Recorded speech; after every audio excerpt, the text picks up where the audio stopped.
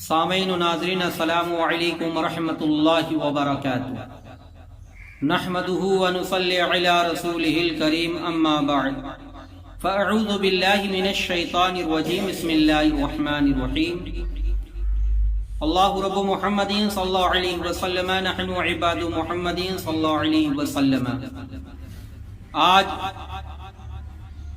ماہ سفر کی وہ مبارک دن ہے کہ تمام اہل علم بریلی شریف میں حاضر ہوئے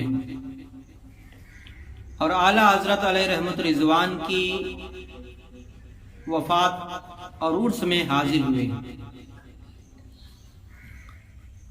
تو رئیس المتکلمین اور متقین مولانا نقی علی خان اعلیٰ حضرت امام احمد رضا خان فاضل بریلوی کے والد محترم کا نام ہے۔ ابن عارف اللہ مولانا رضا علی خان 1246 ہجری میں ماہ رجب کے مہینے میں پیدا ہوئے۔ 1830 عیسوی میں محلہ ذخیرہ بریلی شریف میں مولود ہوا، آپ کا پیدائش ہوئی۔ آپ کے آباء و اجداد قندھار کے رہنے والے تھے۔ معزز قبیلہ بڑیچ کے پٹھان تھے جو شاہان مغلیہ کے دور میں لاہور آئے اور مقتدر عہدوں پر فائز رہے، اچھے عہدوں پر فائز رہے، اور لاہور کا شیش محل انہی کی جاگیر ہے۔ آپ کے والد ماجد مولانا رضا علی خان 21 جمادی الاول 1282 ہجری میں سن 1866 عیسوی میں وفات پائے اور اپنے نامور عالم اور عارف باللہ بزرگ گزرے۔ مولانا نقی علی خان نے اپنے والد ماجد سے علوم دینیہ کی تحصیل حاصل کی اور تکمیل کی۔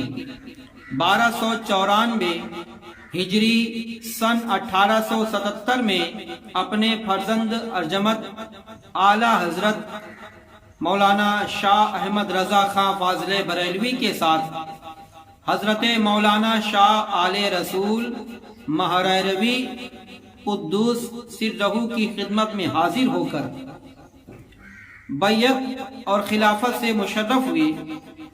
حضرت شیخ نے تمام سلاسل جدیدہ و قدیمہ کی اجازت اور خلافت اور حدیث کی سند عطا فرمائی۔ 1295 ہجری 1878 عیسوی میں آپ حرمین شریفین کی زیارت اور حج کی سعادت حاصل کی۔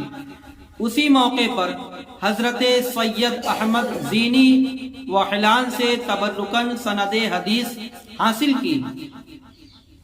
رحمان علی مولانا تذکرۃ العلماء ہند میں واقع نقل ہے، اور اللہ تعالی نے آپ کو گناہ گو صفات سے نوازا تھا۔